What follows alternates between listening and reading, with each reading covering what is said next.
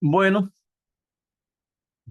continuando entonces con esta, probablemente la última sesión de estadística aplicada a la evaluación de la educación. Estamos hablando del análisis de regresión múltiple. Y decíamos entonces que una de las salidas que nos va a presentar el SPSS es esta tablita que contiene los coeficientes del modelo de regresión en sí. Entonces estamos viendo cómo aquí la variable que estábamos analizando, que era salario actual, dependía de el salario inicial, la experiencia previa en meses y en el nivel educativo en términos de años de estudio. Entonces, los coeficientes, es decir, los B, los beta uno, beta 2 y beta 3 en este caso,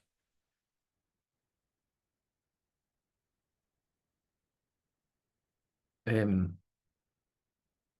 eran 1,7, 16 negativo, 7 y 735,9. Esos coeficientes no estandarizados son con los cuales yo construyo el modelo. Claro, el sistema alternativamente me da también los coeficientes estandarizados, pero para efecto de construir mi ecuación, para hacerla comprensible, uso los no estandarizados. ¿Eh? Entonces, recordemos que como era el modelo, era el salario igual al beta cero, que es el intersecto, que en este caso sería este, más el beta uno por X1, que es el salario inicial, en este caso sería menos beta 2 por la experiencia previa, más el nivel educativo, perdón, más 735 por el nivel educativo. Paralelamente nos daba entonces la significancia de los tres coeficientes. La significancia me dice que yo rechazo la hipótesis de que los coeficientes son cero en cada caso.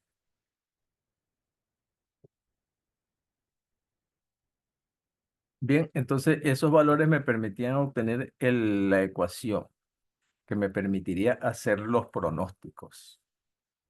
Es decir, esta es la ecuación global para el pronóstico en el salario o para la estimación en el salario como dependiente de salario inicial, experiencia previa y nivel educativo.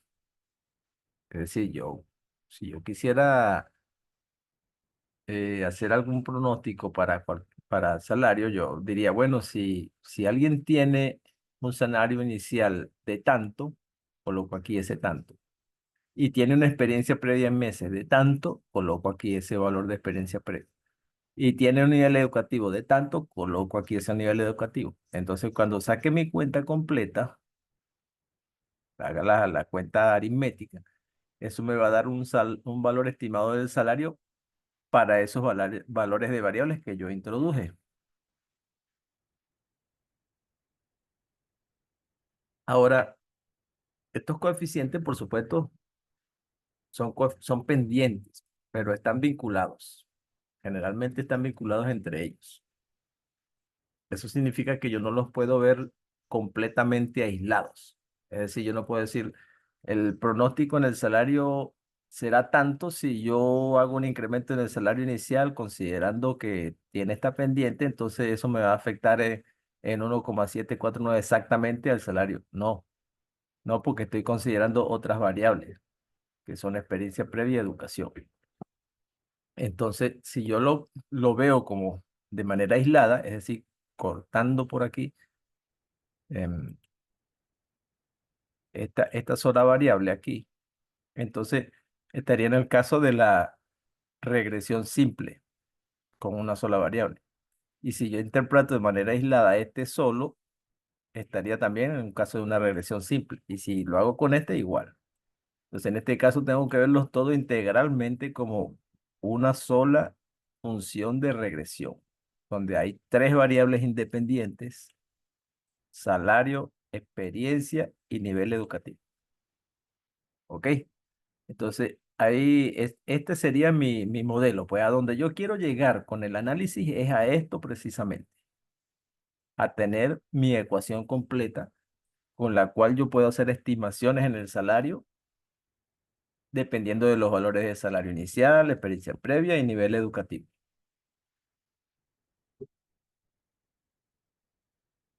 Em, Ese es, digamos, la finalidad fundamental, llegar a esa ecuación para poder hacer las estimaciones, los pronósticos. Em, Además, el sistema, el SPSS, que es el que estamos usando, también me puede construir intervalos de confianza para esas estimaciones de los coeficientes. Esos intervalos de confianza son estos que aparecen aquí al final. Esto es como un adicional. Hasta aquí era la tabla anterior, pero tengo aquí adicionalmente intervalos. Siempre es bueno tener los intervalos. Realmente con el intervalo yo lo que estoy haciendo también es la prueba de significancia. Si el intervalo que yo veo me contiene el valor cero, significa que el coeficiente puede hacerse cero en algún momento y por lo tanto la hipótesis nula no se rechazaría. Pero como ya vimos, como las tres significancias son mucho menores que 0,05, yo rechazo las hipótesis. Y estos intervalos me confirman eso. Por ejemplo, para la pendiente que está vinculada con salario inicial, el intervalo es de 1,6 a 1,8. No contiene el cero por ningún lado. Por lo tanto, nunca se me hace cero. Es significativamente diferente de cero. Igual aquí. Este intervalo, aunque negativo, no contiene el cero. Por lo tanto, el coeficiente no se me hace nunca cero. En consecuencia, es significativamente diferente de cero. Igualmente con el nivel educativo. El intervalo tampoco contiene el cero. Por lo tanto, no hay razón para pensar que se haga cero en algún momento. Estos son intervalos de 95% para los valores de los coeficientes B. Es decir, tengo una confianza del 95% de que el beta 1 se encuentre entre 1,6 y 1,8. Tengo una confianza del 95% de que el beta 2 se encuentre entre -23 y -9. Tengo una confianza del 95% de que el beta 3 se encuentre entre 404 y 1600, 1067.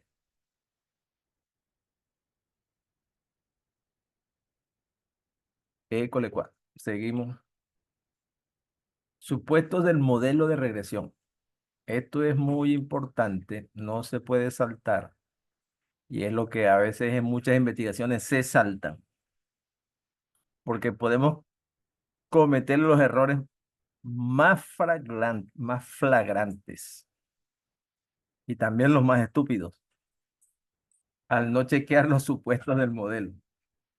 Si yo no chequeo los supuestos del modelo, puedo estar haciendo estimaciones con la ecuación que hallé del modelo, pero estimaciones que pueden estar bien lejos de lo que significan los verdaderos niveles o valores o pronósticos de la variable dependiente.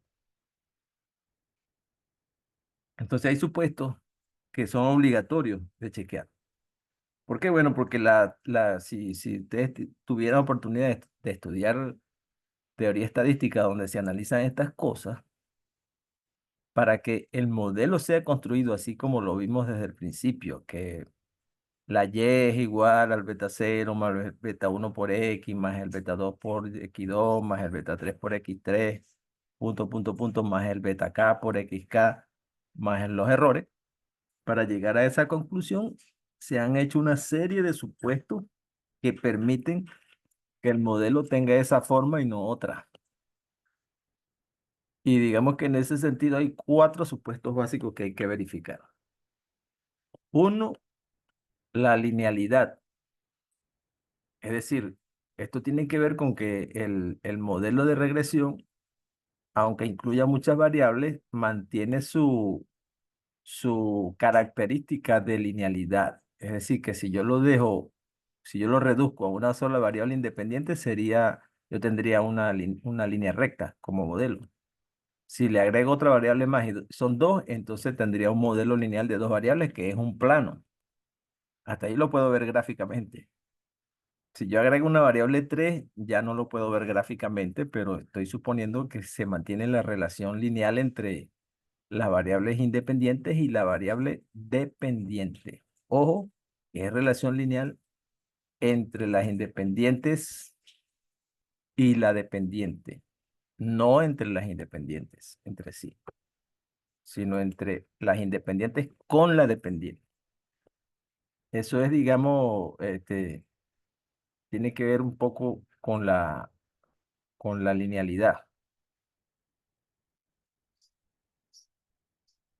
La independencia eh, está vinculada con que los errores, los errores que se generan con el modelo, se tienen que mantener como independientes entre sí. Es decir, yo supongo que que los errores que produce el modelo son independientes, no hay interacciones entre ellos. Es decir, el error que yo pueda ver en algún valor de la variable cuando la tengo observada y cuando la tengo estimada con el modelo, esa diferencia que ocurre allí es independiente de cualquier otro error que yo vea en otro punto de los datos. Ese es el supuesto de independencia. Los errores son independientes. No hay linealidad, el modelo se mantiene como una función lineal. Independencia, los errores son independientes entre sí. Eso de que los errores son independientes entre sí también significa que los valores de la variable dependiente son independientes entre ellos a su vez. Los valores de la variable respuesta o dependiente, los valores de esa variable entre sí son también independientes. Otros dos supuestos de trascendencia en este modelo es el supuesto de normalidad. El supuesto de normalidad hace referencia a que la variable dependiente se extrae de una población que tiene distribución normal. Es decir, acuérdense que la variable dependiente es la y. El supuesto dice que la variable y es una variable que tiene característica de distribución normal. Ahora, acuérdense que la distribución normal es en la forma aquella de campana, ¿verdad? Que los valores de la y, si yo los dibujara, serían aproximadamente como una campana de Gauss.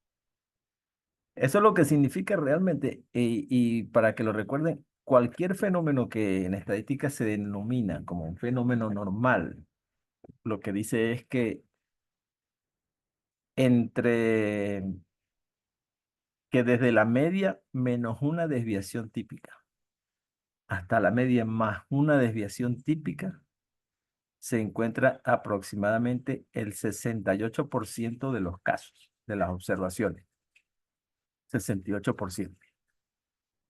Y entre la media menos dos desviaciones típicas hasta la media más dos desviaciones típicas en ese intervalo, yo debo tener ese 68 más otro 28 más, es decir, 68, 78, 98, 98%. ¿Sí? Entonces, desde una desviación, desde menos una desviación hasta más una desviación, 68%. Desde dos desviaciones por debajo de la media hasta dos desviaciones por encima de la media, el 98% de los casos deben estar ahí. Y desde tres desviaciones por debajo de la media hasta tres desviaciones por encima de la media, debe estar prácticamente el 99,9% de los casos, es decir, casi todo. Desde tres desviaciones por debajo hasta tres por encima, casi el 100%, prácticamente, 99,9%. Eso es lo que se denomina comportamiento normal. Si una variable tiene comportamiento normal, debe ocurrir eso. Bueno, se supone que las variables respuestas las dependientes deben cumplir con ese supuesto para que todos los resultados obtenidos en el modelo sean válidos. Cuando uno examina teoría estadística, parte de ese supuesto. Si ese supuesto no se cumple, cuando uno está sacando las cuentas teóricamente, no cuadra, nada cuadra, todo se descuadra. Entonces, por eso es un supuesto que hay que checar. Y ese supuesto se chequea a partir de los errores. Decir que la variable respuesta tiene comportamiento normal es equivalente a decir que los errores, los residuos, tienen comportamiento normal, porque los residuos se desprenden de eso, de la variable respuesta menos las estimaciones de ella, de esa variable. Entonces los errores también son normales. Y entonces el modelo aprovecha esa dualidad para chequear ese supuesto. O sea, en lugar de chequear la normalidad de la variable respuesta, chequea la normalidad de los errores. Ese es, digamos, el tercer supuesto de relevancia. Y el cuarto supuesto de relevancia es que no hay relación entre las variables independientes. Eso es lo que se llama no colinealidad o no existencia de colinealidad. Si las variables que son independientes, es decir, la X1, la X2, la X3, la X que tenga, que en este caso eran salario inicial, meses de experiencia y nivel educativo, esas tres variables, deben ser independientes entre sí. Si son dependientes, es decir, si tienen algún nivel de vínculo, de relación, de correlación entre ellas, todo el modelo se va para el suelo, porque empiezan a producir problemas, por ejemplo, incremento desmedido de los coeficientes, y si yo tengo coeficientes que se me van para arriba, obviamente que el modelo al final me va a decir mentiras. O inversamente, si los coeficientes se van para el suelo muy abajo, pues igualito cualquier pronóstico que yo haga a partir de eso va a ser una gran mentirilla. Así que por eso hay que chequear la colinealidad, verificar que las variables no están correlacionadas entre ellas, que son independientes. Ajá, entonces, sobre el cumplimiento por ejemplo, del primer modelo, del primer supuesto, ahí se puede ver a partir del diagrama de dispersión que se forma con los residuos y, y con los pronósticos hechos por el propio modelo. Es decir, ya que estamos usando el software hace todo eso. Cuando uno corre el modelo de regresión, él inmediatamente genera todos los pronósticos posibles, uno para cada individuo que yo tenga en la base de datos. Y paralelamente genera de una vez los residuos, porque como es un sistema automatizado, él, él genera, pues cuando genera la ecuación de regresión, si yo le doy las instrucciones adecuadas, él me coloca en la base de datos donde tengo los datos originales, él me va a colocar ahí también las estimaciones, que son los pronósticos, los residuos normales, los residuos estandarizados, los residuos estudentizados, en fin, todas las variables que ella puede generar. Y eso queda ahí para uno hacer análisis como de este tipo, que permiten chequear los supuestos. Prácticamente casi todos los supuestos se chequean es estudiando los residuos.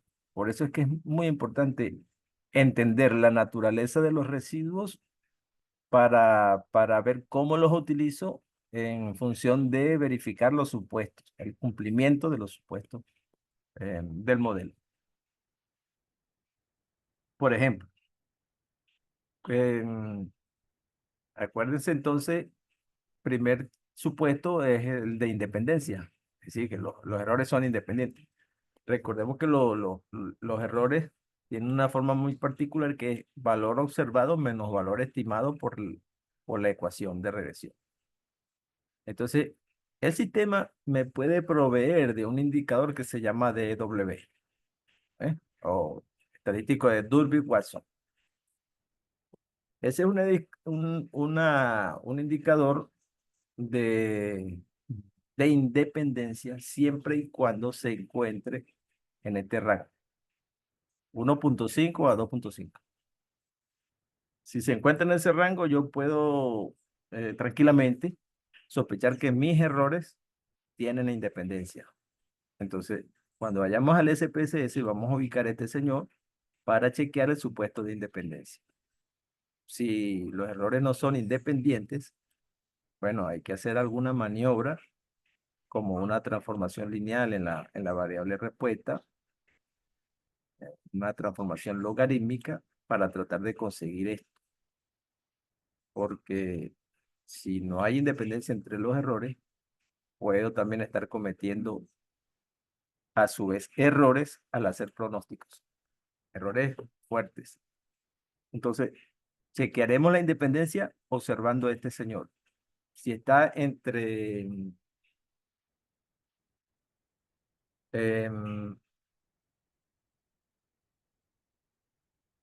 entre estos, sospecharemos razonablemente que hay independencia entre los errores.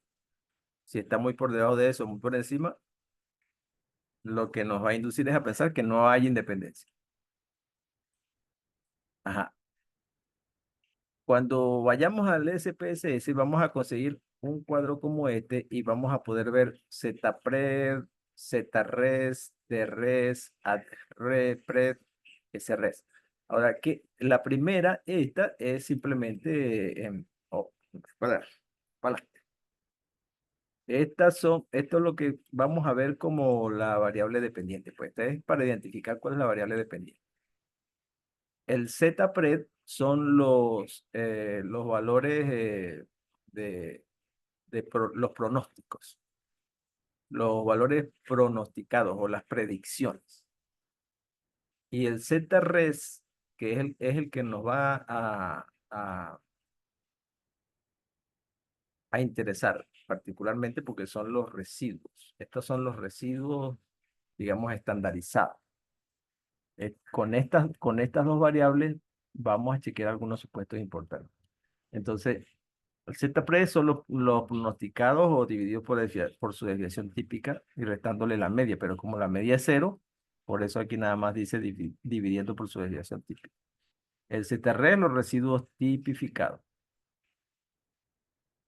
Entonces, Z-Pre pronósticos, los pronósticos del modelo, Z-Re los residuos, básicamente, ¿no? Eh, los residuos deben ser normales, generalmente. Y si son normales, debe ocurrir que el 95% de ellos se encuentren en este rango. O como les decía hace rato, que el 68% por ciento de ellos estén desde desde -1 hasta 1, porque si están tipificados, eh, el valor máximo por debajo, es decir, restándole la desviación 3 veces a la media es 3 y sumándosela 3 veces, pues es +3. Y si yo le resto a la media 2 desviaciones, será -2. Y si le sumo 2 desviaciones, será 2.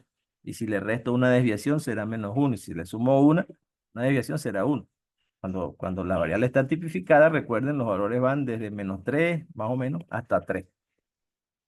Entonces, si los residuos están tipificados, como este ZRES, los valores de los residuos generalmente deben encontrarse en un 99,9% por tener comportamiento normal, deben encontrarse entre 3 veces desde -3 veces la desviación, que sería -3, hasta +3 veces la desviación, que sería 3.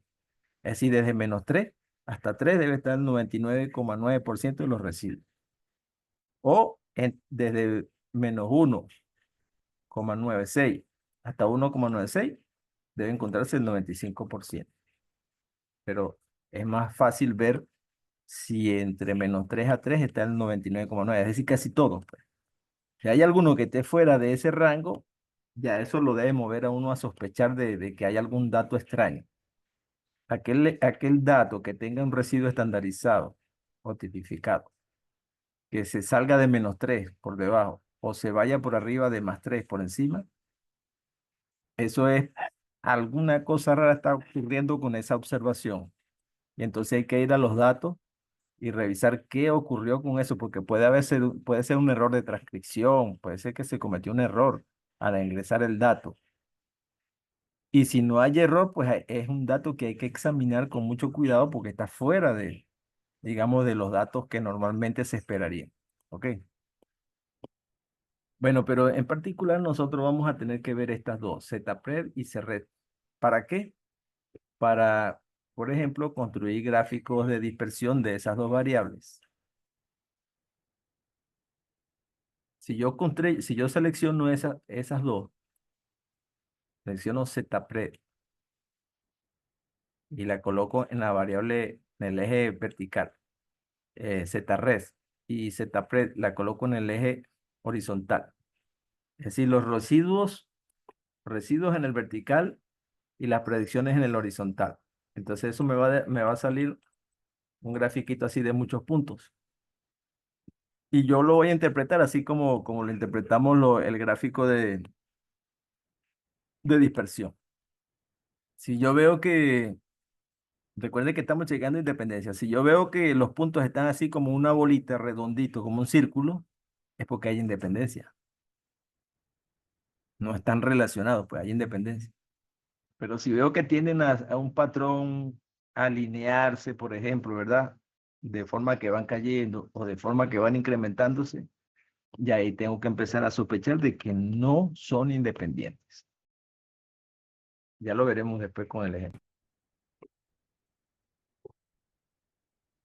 ¿Eh? Ajá, si hay,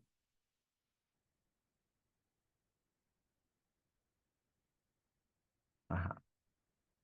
Entonces, si hay diagrama de dispersión que me indica que no hay independencia, es decir, yo observo que lo tiende a seguir un cierto patrón los errores, es probable que sea necesario hacer alguna transformación, como una transformación logarítmica o una raíz cuadrada a los datos originales antes de hacer el análisis. Eso es lo que normalmente se hace. Si eso obliga a la información de origen, obliga a ser más uniforme, a tener un patrón más predecible, digamos, y a permitir que sea usado en el análisis de regresión.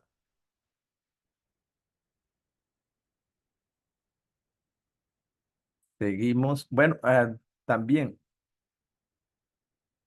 como un adelanto, ese gráfico de dispersión de esas dos variables, es decir, de las predicciones y los residuos, me pueden dar un primer indicio de relaciones de tipo no lineal entre las variables. Acuérdense que hay un supuesto de linealidad, ¿sí? Entre la variable dependiente y las independientes. Si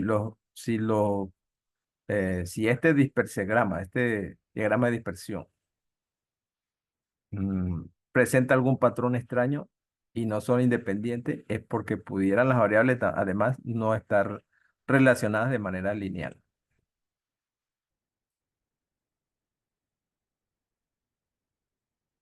El otro supuesto, llevamos independencia, normalidad. El cuadro de gráfico de residuos tipificado, que era el que vimos hace rato, además me presenta otras opciones. Vamos a verlo aquí. Aquí tengo yo otras dos opciones más. Además de colocar los residuos, pasar los residuos a Y y pasar las predicciones a X para hacer el diagrama de dispersión, yo puedo seleccionar el histograma para que me dé un histograma o el gráfico de probabilidad para que me dé el gráfico de probabilidad. Ahora, ¿qué vamos a hacer con ese gráfico de probabilidad y ese histograma? Bueno, vamos a, vamos a poder generar el histograma para chequear normalidad. Me sirve el histograma y me sirve también el gráfico normal plot o gráfico de probabilidad normal. El histograma es de los residuos tipificados y el sistema le va a colocar una curva de Gauss por arriba al histograma, como para hacer ver mejor si efectivamente los errores están distribuidos normalmente. Si ese es el caso, ellos deberían tener su media cero y su varianza uno, ¿no? Eso lo podríamos ver allí. Y el gráfico de probabilidad normal es un gráfico donde los errores se grafican como punticos sobre una línea recta que es una bisectriz. Es decir, en el primer cuadrante de un plano cartesiano traza una línea recta que tiene 45 grados de inclinación, es decir, que parte el plano en dos partes iguales, es una bisectriz. Entonces los puntos de los errores van a estar dibujados en torno a esa recta. Si los punticos de los errores se alejan mucho de esa recta, es un indicio de que no hay normalidad. Pero si los punticos se tienden a colocar sobre esa recta, eso me ratifica que hay normalidad en los errores. Y por lo tanto también en la variable dependiente. Eso es para efectos de la normalidad. Para colinealidad, que es el vínculo entre las variables entre sí, entre las que no existe, que no están relacionadas, las variables entre sí, em, digamos que no hay un método exactamente uniforme. En esto no hay, digamos, una convergencia estadística. Hay varias cosas que se pueden hacer. Lo cierto es que la colinealidad es un problema porque cuando ella existe, una de las cosas que suele ocurrir es que hay una inflación. A veces produce coeficientes de la regresión que son muy grandes o a veces también coeficientes de regresión que son muy pequeños. Entonces eso puede hacer que cuando uno está calculando estimaciones a partir del modelo de regresión, obtenga valores bien alejados de lo verdadero, estimaciones erróneas. Entonces, hay que corregir eso forzosamente. Hay que verificar si hay colinealidad o no hay colinealidad. Porque de existir colinealidad, pues hay que tomar alguna medida. Por ejemplo, si son muchas variables, yo pudiera, claro, se escapa de este curso. Pero una de las cosas que se hace es que se agarran todas las variables y se corre un análisis de componentes principales. El análisis de componentes principales tiene la ventaja de que todas las variables nuevas que produce, primero son menores, reduce la dimensión. Y segundo, son variables que tienen la característica de que todas son independientes, ahí no hay colinealidad. Y entonces se hace el análisis de regresión con los componentes que se tienen. Esa es una de lo que se podría hacer. Un análisis de componentes cuando hay muchas variables. Cuando no son muchas variables, puede ser más sencillo el tratamiento, puede ser más fácil. Por ejemplo, si yo tengo 5 variables y detecto que hay dos que están fuertemente relacionadas entre ellas y me están afectando el modelo, pues la decisión sencillamente es sacar una de esas del modelo. Porque si dos variables están correlacionadas, me están aportando la misma información. Entonces, basta con que deje una sola y utilizo una de las dos. Y eso tiene implicaciones en el cálculo de los coeficientes del modelo. El modelo seguramente va a ser más preciso. Una de las cosas que hay que tener en cuenta aquí es que yo no puedo utilizar el R cuadrado, que me mide el proporción de variabilidad explicada por el modelo en este caso, para detectar colinealidad, porque generalmente el R cuadrado no se altera por la presencia de colinealidad. Generalmente el R cuadrado del coeficiente de determinación se mantiene, digamos, no se disminuye sustancialmente ni se incrementa sustancialmente ante la presencia de colinealidad, es decir, de variables independientes que estén relacionadas entre sí. Entonces no puedo ver ese coeficiente. Lo ideal sería, por ejemplo, que si hay colinealidad, el coeficiente de determinación disminuyera, por ejemplo. Entonces yo lo utilizo como un indicador. Y entonces si saco variables que estén relacionadas, él debería incrementarse, pero no es eso lo que ocurre. Entonces no lo puedo ver. Tengo que utilizar otros mecanismos para detectar la colinealidad. Entonces, allá en el SPS vamos a buscar una selección, un área que permite hacer diagnósticos de colinealidad. Y entre las cosas que hay que ver, hay que ver unos coeficientes que él me va a presentar, que son unos coeficientes de tolerancia, los coeficientes de tolerancia. Em, los coeficientes de tolerancia consideran el R, pero no el R solo, pues hay una operación aritmética allí para obtener los valores de tolerancia. Entonces, cuando yo vea los valores de tolerancia, si esos valores son muy pequeños, significa que hay variables que están relacionadas entre sí. Es decir, tolerancias muy pequeñas me indican que hay colinealidad. Entonces, cuando estemos viendo estos indicadores para detectar colinealidad y vayamos a la parte de la F y B, que son los coeficientes de tolerancia, eh, valores muy pequeños nos van a indicar presencia de colinealidad. Hay otros indicadores que son los factores de inflación por varianza. Eh, Estos también consideran la tolerancia y se deben ver a la inversa, pues. Mientras mayor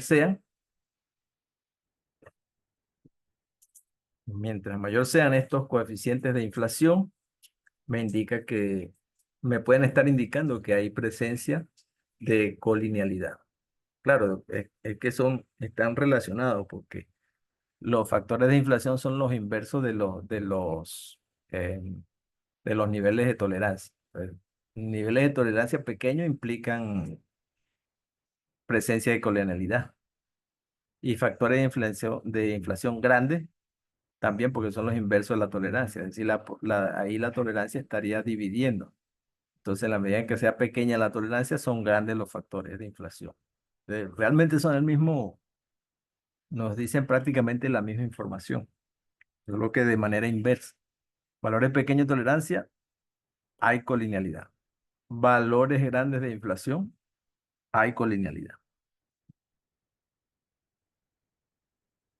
Eh, si eso, digamos, nos lo va a reflejar para que tener unas tablas como esta. Aquí tenemos la tabla que ya teníamos, los coeficientes normales, los coeficientes estandarizados, las significancias. Y aparte me da los dos indicadores de los cuales hemos estado hablando. En este caso, pues, el indicador de tolerancia y el indicador de inflación de la varianza. Entonces, allí tenemos, la primera columna me da la tolerancia y la segunda los factores de inflación. Entonces, si estos niveles de tolerancia son muy pequeños, yo diría, hay colinealidad. Ya por aquí podríamos ver que realmente no son tan pequeños. No son, si esto yo lo llevara a porcentaje, estoy hablando de que esto me indican 50 y pico por ciento, 80 y pico por ciento, 52%. O sea que no, realmente no son tan pequeños. Y los factores de inflación, que son los inversos, tampoco son muy grandes. Así que aparentemente no habría colinealidad por esta zona, con estos dos indicadores. Para el caso de este modelo de salario actual en función del salario inicial, experiencia previa en meses y nivel educativo en años o años de estudio. Hay una tabla adicional que es como una especie de análisis factorial que hace el sistema para la regresión múltiple. Y entonces él me escoge uno dependiendo de los autovalores, que es algo así como el nivel de varianza, que es el, que el valor que el factor está explicando respecto a la variable principal, ¿no? Entonces, los autovalores son como una especie de cantidad de varianza explicada. Entonces, él me escoge, dependiendo de los autovalores, un determinado número de factores, en este caso, dimensiones los llama. Los factores o dimensiones van a aparecer aquí, me va a decir cuántos aquí. Y luego me parece el autovalor que está vinculado con cada uno de esos. Es decir, más o menos la proporción de variabilidad que esa dimensión está explicando. Pues fíjense cómo los dos primeros explican la mayor parte y los dos últimos explican muy poca.